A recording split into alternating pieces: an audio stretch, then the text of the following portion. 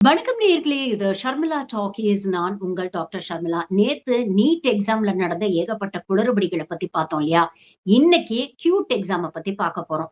கியூட்ன்னு சொன்னா ரொம்ப கியூட்டான எக்ஸாம்னு நெனச்சுக்காதீங்க. Common university entrance test. எப்படி அகில இந்திய அளவுல மெடிக்கல் காலேஜ்ல சேர்றதுக்காக அண்டர் கிராஜுவேட்ஸ்க்கு நீட் எக்ஸாம் எழுதுறாங்களோ, அதே மாதிரி சென்ட்ரல் யூனிவர்சிட்டீஸ்ல சேர்றதுக்காக, சில டீம்ட் யூனிவர்சிட்டில சேர்றதுக்காக அகில இந்திய அளவுல ஒன்றிய பாஜக அரசால் நடத்தப்படக்கூடிய ஒரு எக்ஸாம் தான் காமன் யூனிவர்சிட்டி என்ட்ரன்ஸ் டெஸ்ட். அதாவது கியூட் 2026. இந்த கியூட் 2026 உடைய ரிசல்ட்ஸ் வந்து இன்னைக்கு வந்திருக்கு. இதுல நீங்க பாத்தீங்கன்னா டெவினா கெஹ்லாட் அப்படிங்கிற ஒரு 17 வயது சிறுமி அகில இந்திய அளவுல ஃபர்ஸ்ட் ரேங்க் வாங்கி சாதனை படைச்சிருக்காங்க. அதாவது 3 சப்ஜெக்ட்ல 100% 10% வாங்கிட்டு, இங்கிலீஷ்ல 99.9%, எக்கனாமிக்ஸ்ல 99.1% வாங்கி அகில இந்திய அளவுல 1வது ரேங்க் வாங்கியிருக்கிறாங்க. எக்ஸாம்ல வெற்றி பெற்ற டெவினாவ பத்திரிகையாளர்கள் இன்டர்வியூ பண்ணும்போது அவங்க சொல்றாங்க, "நான் ரொம்ப கஷ்டப்பட்டுலாம் படிச்சேன். சின்சியரா ஹார்ட் ஒர்க் பண்ணேன். ஆனா கண்டிப்பா ஆல் இந்தியா ரேங்க் வாங்குவேன்னு நான் சத்தியமா எதிர்பார்க்கலங்க. கடவுள் என் மேல ரொம்ப கருணை காட்டியிருக்கிறாரு" அப்படின்னு சொன்னாங்க. கடவுள் மட்டும் தான் கருணை காட்டியிருக்கிறாரா? இல்ல என்டிஏவும் ஒன்றிய பாஜக அரசும் கருணை காட்டியிருக்கா? அப்படிங்கிற கேள்விய நெறைய பேர் சமூக வலைதளங்கள்ல எழுப்புறாங்க. இதற்கு பின்னால ஒரு முக்கியமான காரணம் இருக்கு. நான் டெவினாவுடைய இந்த வெற்றியை சிறுமைப்படுத்த விரும்பல. உண்மையிலேயே அந்த குழந்தை கஷ்டப்பட்டு படிச்சு இந்த அளவுக்கு நல்ல மார்க் வாங்கி சாதனை படைச்சிருக்கிறாங்களா? மனமாற நம்மளுடைய வாழ்த்துக்கள நம்ம தெரிவிச்சுக்கலாம். ஆனா டெவினாவுடைய பின்னணியும் எக்ஸாம் நடத்துறோம் அப்படிங்கிற பேர்ல என்டிஏ நேஷனல் டெஸ்டிங் ஏஜென்சி அடிக்கிற கூத்தும் தான் இவ்வளவு கேள்விகளையும், இவ்வளவு சந்தேக பார்வையும் டெவினா மேல திருப்புது அப்படிங்கிறத பார்க்கிறோம். டெவினா யாருன்னு பார்த்தீங்கன்னா, கைலாஷ் கெஹ்லோட்டுடைய மகள். கைலாஷ் கெஹ்லோட் யாருன்னு பார்த்தீங்கன்னா, ஆம் ஆத்மி கட்சி ஆட்சியில் இருக்கும்போது டெல்லியுடைய டிரான்ஸ்போர்ட் மற்றும் என்வைரன்மென்டல் மினிஸ்டராக இவர் இருந்தாரு. அதுக்கப்புறம் பார்த்தீங்கன்னா, 2024 டெல்லி அசெம்பிளி எலக்ஷனுக்கு முன்னால பாஜகல போய் சேர்ந்து, பாஜக டிக்கெட் மூலமா போட்டியிட்டு, இன்னைக்கு அவர் வந்து பிஸ்வாசன் அப்படிங்கிற ஒரு தொகுதியிலிருந்து எம்எல்ஏவா தேர்ந்தெடுக்கப்பட்டிருக்கிறாரு. இந்த பின்னணி தான் பல பேர டெவினாவுடைய இந்த சக்சஸ கேள்வி கேட்க வச்சிருக்கு. ஏன்னா, அப்பா ஒரு பிஜேபி எம்எல்ஏ. பிஜேபி தான் மினிஸ்ட்ரி ஆஃப் எஜுகேஷன கண்ட்ரோல் பண்ணுது. மினிஸ்ட்ரி ஆஃப் எஜுகேஷனுக்கு கீழ தான் நேஷனல் டெஸ்டிங் ஏஜென்சி வருது. இந்த நேஷனல் டெஸ்டிங் ஏஜென்சி தான் கியூட், நீட் இது போன்ற எக்ஸாம்ஸ கண்டக்ட் பண்றாங்க.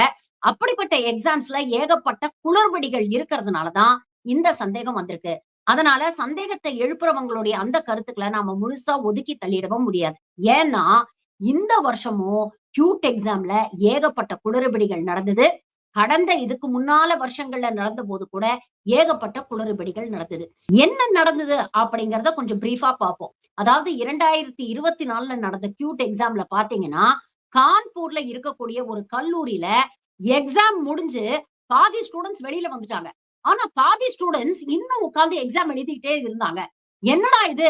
நமக்கெல்லாம் இவ்ளோ டைம் தானே குடுத்தாங்க. இவளுக்கு மட்டும் என்ன எக்ஸ்ட்ரா டைம் குடுக்குறாங்கன்னு அங்க ஸ்டூடண்ட்ஸ் போராட்டம் பண்ணி, கல்லெல்லாம் எடுத்து விட்டு எறிஞ்சோனே, போலீஸ் எல்லாம் வந்து அவங்கள தடுத்து நிறுத்தி, கடைசியில என்ன தெரியுமா சொன்னாங்க?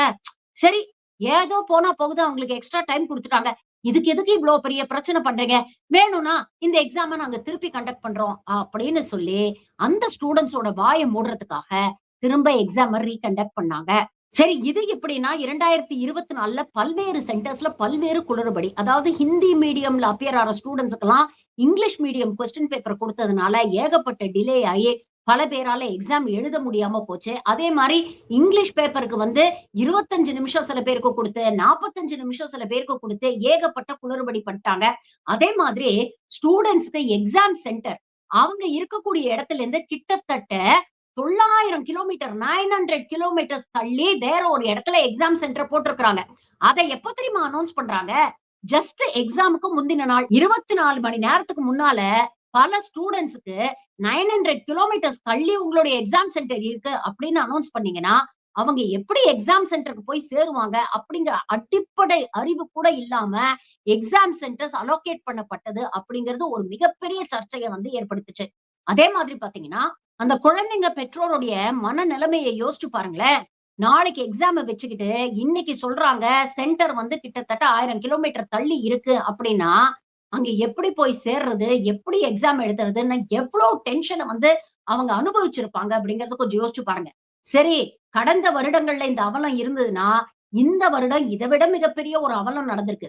அதாவது மே 30, 2026 அன்னைக்கு இந்த கியூட் எக்ஸாம் நடக்குது. இந்த கியூட் எக்ஸாம நடத்தக்கூடிய அந்த டெக்னிக்கல் கான்ட்ராக்ட்ட டிசிஎஸ் அப்படிங்கிற மிகப்பெரிய கம்பெனி கிட்ட ஒப்படைச்சிருந்தது ஒன்றிய அரசு. ஆனா 3765 ஸ்டூடண்ட்ஸால எக்ஸாம் எழுத முடியல. காரணம் என்ன அப்படின்னு கேட்டீங்கன்னா, டெக்னிக்கல் ஃபெயிலியர். சர்வர் டவுன் ஆயிடுச்சு. அதனால அவங்களால எக்ஸாம் எழுத முடியல அப்படின்னு சொல்றாங்க. அதாவது கிட்டத்தட்ட 3765 ஸ்டூடண்ட்ஸ் இந்த எக்ஸாம் டியூரேஷன் ஃபுல்லா அங்க ஹால்ல வெயிட் பண்ணி, சர்வர் இப்ப சரியாயிடும், சர்வர் அப்ப சரியாயிடும் அப்படின்னு எதிர்பார்த்து காத்திருந்து, கடைசியில டெக்னிக்கல் ஃபெயிலியர்னால அவங்களால எக்ஸாமே எழுத முடியாம போயிடுச்சு. அவங்களுக்கு எக்ஸாமும் கண்டக்ட் பண்ணல அப்படிங்கிறது தான் இதுல இருக்கக்கூடிய முக்கியமான செய்தி. யோசிச்சு பாருங்களேன். கஷ்டப்பட்டு உட்கார்ந்து ராத்திரி பகலா படிச்சு எக்ஸாமுக்கு பிரிப்பேர் பண்ணிட்டு, கடைசியில டெக்னிக்கல் ஃபெயிலியர்னால என்னால எக்ஸாம் எழுத முடியல. அதற்காக உனக்கு எக்ஸாம்லாம் குடுக்க முடியாது. இந்த வாய்ப்பு போனது போனது தான் அப்படின்னு ஒரு ஸ்டூடண்ட் கிட்ட சொன்னா, அவங்க மனநிலைமை எப்படி இருக்கும்? இன்ஃபாக்ட் இந்த ஆல் இண்டியால நம்பர் 1 வந்தாங்கல்ல தெவினா கெஹ்லோட். அவங்களுக்கே இங்கிலீஷ் பேப்பர் கிட்டத்தட்ட 2 ஹவர்ஸ் டிலே ஆயிடுச்சாம் டெக்னிக்கல் ஃபெயிலியர்னால. அதுக்கப்புறம் சரி செஞ்சதுக்கு அப்புறம் தான் இவங்க இங்கிலீஷ் பேப்பரையே எழுதியிருக்கிறாங்க அப்படின்னு இவங்களே அவங்களோட இன்டர்வியூல பதிவு பண்ணியிருக்காங்க. இத பற்றி பெற்றோரும் மாணவர்களும் கேள்வி எழுப்பணும்னு நேஷனல் டெஸ்டிங் ஏஜென்சி என்ன தெரியுமா சொன்னாங்க? எங்க மேல தப்பு இல்லங்க. டிசிஎஸ் கேளுங்க அப்படின்னாங்க. டிசிஎஸ் கேட்டா எங்க மேல தப்பு இல்லங்க. நாங்க இதுல எதுவும் செய்ய முடியாது. இது டெக்னிக்கல் ஃபெயிலியர். அதுக்கு நாங்க என்ன பண்ண முடியும்? அப்படின்னு சொல்லி எல்லாரும் சேர்ந்து கைய விரிச்சுட்டாங்க. ஆக மொத்தம் 3000க்கும் மேற்பட்ட மாணவர்கள்னால எக்ஸாமே எழுத முடியாம போச்சு. இப்ப சொல்லுங்க. இந்த பெண்ணுடைய சாதனை மேல இவ்ளோ பேருக்கு சந்தேகம் வருது. நியாயமா? இல்லையா? ஏன்னா, கடந்த சில ஆண்டுகளாக நாம பார்க்கிறோம். இந்த நேஷனல் டெஸ்டிங் ஏஜென்சி அப்படிங்கிற ஒரு அமைப்ப ஒன்றிய அரசு என்ன காரணங்கள் சொல்லி கொண்டு வந்தாங்கன்னா, இந்திய அளவுல இருக்கக்கூடிய எல்லா மாணவர்களுக்கும் சம வாய்ப்பு நம்ம குடுக்கணும். அதனால இத டெமோக்ரடைஸ் பண்றதுக்காக இப்படிப்பட்ட ஒரு ஸ்டாண்டர்டைஸ்ட் டெஸ்ட்ட நாங்க கொண்டு வரோம். அப்பதான் கல்வியில மெரிட் இருக்கக்கூடிய மாணவர்கள் செலக்ட் ஆவாங்க. அவங்களுக்கான வாய்ப்புகள் கிடைக்கும். இந்த இடைத்தரகர்கள்லாம் பூந்து அதிக விலை குடுத்து இது போன்ற சீட்ஸ பர்ச்சேஸ் பண்ண முடியாது அப்படின்னுலாம் நமக்கு பாடம் எடுத்து தான் நேஷனல் டெஸ்டிங் ஏஜென்சின்ற ஒரு அமைப்ப கொண்டு வந்தாங்க. இந்த நேஷனல் டெஸ்டிங் ஏஜென்சிக்கு இருக்கக்கூடிய ஒரே வேலை அகில இந்திய அளவுல எக்ஸாம்ஸ ஒழுங்கா, நேர்மையா, எந்த பயசும் இல்லாம, எந்த குளறுபடியும் இல்லாம கண்டக்ட் பண்றது. ஆனா, ஏதாவது ஒரு எக்ஸாம இவங்க இப்படி ஒழுங்கா கண்டக்ட் பண்ணியிருக்கிறாங்களா அப்படின்னு கேட்டா, அவங்க வரலாறுலயே அப்படி நேர்மையா, சக்சஸ்ஃபுல்லா ஒரு எக்ஸாம நடத்தி முடிச்சிருக்காங்க அப்படின்னு ஒரு தரவும் இல்ல. நீட்ட எடுத்துக்கங்க, ஏகப்பட்ட குளறுபடி. சிபிஎஸ்இ எக்ஸாம் எடுத்துக்கங்க, ஏகப்பட்ட குளறுபடி. எஸ்எஸ்சி எக்ஸாம் எடுத்துக்கங்க, ஏகப்பட்ட குளறுபடி. கியூட் எக்ஸாம்லயும் ஏகப்பட்ட குளறுபடி நடந்திருக்கு. அப்படிப்பட்ட ஒரு அமைப்பு, ஒரு பிஜேபி எம்எல்ஏ உடைய பெண்ணு ஆல் இண்டியா ரேங்க் 1 வாங்கியிருக்கிறாங்க அப்படின்னு சொல்லும் பொழுது, மக்கள் சந்தேகப்படுறதுல நியாயம் இருக்கா? இல்லையா? எனக்கு உண்மையிலேயே அந்த பெண்ண பார்த்தா பாவமா இருக்கு. ஏன்னா, ஜெனுவினா கஷ்டப்பட்டு படிச்சு உழைச்சு கூட அந்த பெண் இந்த ரேங்க வாங்கியிருக்கலாம் இல்லையா?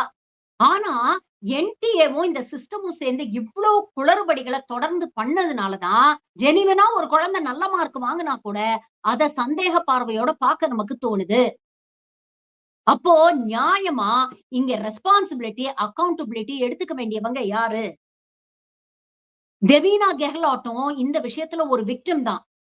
ஏன்னா, கஷ்டப்பட்டு படிச்சு இப்படி ஒரு சாதனை படைச்சாலும், அத மனசார நெனச்சு சந்தோஷப்பட முடியாத நிலைமையில இன்னைக்கு அவங்கள கொண்டு நிறுத்தியிருக்கிறது யாரு? இந்த எஜுகேஷன் மினிஸ்ட்ரியும், என்டிஏவும் தானே! தப்பு பண்றவங்க யாருமே இதுல பெருசா பொறுப்பேத்துக்கிறது இல்ல. என்டிஏ அபிஷியல்ஸே தப்பு பண்ணாலும், அவங்க மேல வழக்கு பதிவு பண்றதோ, இல்ல வேலைய விட்டு தூக்குறதோ பண்றதில்ல.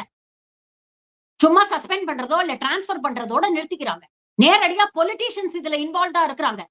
அவங்களோட சொந்தக்காரங்களே நேரா இந்த மாதிரி கோச்சிங் சென்டர்ஸ், எக்ஸாம் மாஃபியா இது போன்ற நெட்வொர்க்ஸ வந்து ரன் பண்றாங்க அப்படிங்கிறது ஆதாரப்பூர்வமா சிபிஐ இன்வெஸ்டிகேஷன்ல வெளியில வந்திருக்கு. ஆனா அவங்க மேலயும் எந்த நடவடிக்கையும் இந்த அரசு எடுக்கிறதா நமக்கு தெரியல.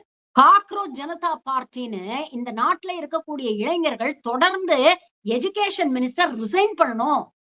இந்த நாட்டுல ஒரு எக்ஸாம கூட உங்களால ஒழுங்கா நடத்த உங்களுக்கு வக்கு இல்ல, துப்பு இல்லன்னா, நீங்கலாம் எதுக்கு கல்வி அமைச்சரா உட்கார்ந்து இருக்கிறீங்க? ரிசைன் பண்ணிட்டு போங்க அப்படின்னு சொன்னா, வெட்கமே இல்லாம தர்மேந்திர பிரதான் இன்னும் உட்கார்ந்து சீட்ட தேய்ச்சுக்கிட்டு இருக்கிறாரு. இதுல உண்மையிலேயே பாதிக்கப்படுறது யார் தெரியுமா? ஏழை எளிய நடுத்தர குடும்பத்தை சேர்ந்த குழந்தைகள். எந்த தவறும் பண்ணாத குழந்தைகள் கிட்டத்தட்ட 4000 பேர் இந்த எக்ஸாமே எழுத முடியாத அளவுக்கு இந்த வருஷம் ஸ்கேம் நடந்திருக்கு. கேட்டா டெக்னிக்கல் ஃபெயிலியர் அப்படின்னு எஸ்கேப் ஆறாங்க. பல குழந்தைகளுக்கு 1000 கிலோமீட்டர் தள்ளி சென்டர்ஸ் போட்டதுனால பல பேரால எக்ஸாம் எழுத முடியாம போச்சு. அப்ப யோசிச்சு பாருங்க. பல ஆயிரக்கணக்கான குழந்தைகள் இந்த எக்ஸாம்க்காக படிச்சு பிரிப்பேர் பண்ணி இந்த எக்ஸாம் எழுத முடியாம போயிருக்கு. அவங்களுக்கு இன்னொரு வாய்ப்ப ஏற்படுத்தி கொடுக்க, அவங்களுக்கு நீதிய கொடுக்க இந்த அரசு என்ன பண்ணிருக்கு? அந்த பல்லாயிரம் குழந்தைகள்ல யாராவது ஒருத்தர் டெவினா கெஹ்லாட்ட விட பெட்டரா பெர்ஃபார்ம் பண்ணி நம்பர் 1 ரேங்க் வாங்கியிருக்கலாம் இல்லையா? அந்த குழந்தைக்கு அந்த வாய்ப்பு பறி போயிடுச்சு இல்லையா? அதுக்கு காரணம் அந்த குழந்தையா? அந்த குழந்தை சரியா தான் படிச்சிருக்கு. அந்த குழந்தை நல்லா உழைச்சிருக்கு. ஆனா சிஸ்டம்ல இருக்கக்கூடிய இந்த குளறுபடிகள்னால், சிஸ்டம்ல இருக்கக்கூடிய இந்த கரப்ஷன்னால ஒரு குழந்தையோட எதிர்காலத்துல நீங்க மண்ணள்ளி போடுறீங்க. அதனாலதான் ஜெனுவினா படிச்சு உண்மையிலேயே சாதனை படைத்த குழந்தைகளுடைய வெற்றியை கூட இன்னைக்கு சந்தேக பார்வையோட பார்க்க வேண்டியிருக்கு. இந்த நாட்டுல நிறைய குழந்தைங்க இருக்காங்க. இது போன்ற எத்தனையோ எக்ஸாம்ஸ கோடிக்கணக்கான குழந்தைங்க எழுதுறாங்க. எல்லாருக்கும் மனசுல இருக்கக்கூடிய ஒரே நம்பிக்கை என்ன தெரியுமா? நாம கஷ்டப்பட்டு உழைச்சோம்னா, அந்த உழைப்புக்கான பலன் நமக்கு கிடைக்கும் அப்படின்னு நம்பிதான் எக்ஸாம் ஹால்க்குள்ள வராங்க. ஆனா, நம்மளுடைய வெற்றி நம்மளுடைய உழைப்புல இல்ல. எவனோ ஒருத்தன் எங்கேயோ ஒரு இடத்துல உட்கார்ந்துகிட்டு, அவன் நம்ம வெற்றி தோல்விய தீர்மானிக்கிறான். அப்படிங்கிற கசப்பான உண்மைதான் இன்னைக்கு யதார்த்தமா இருக்கு. அந்த குழந்தைகளோட நம்பிக்கை நாளுக்கு நாள் கரைஞ்சுகிட்டு இருக்கு. அத சரி செய்ய இந்த ஒன்றிய அரசு என்ன பண்ண போகுது? நன்றி. வணக்கம்.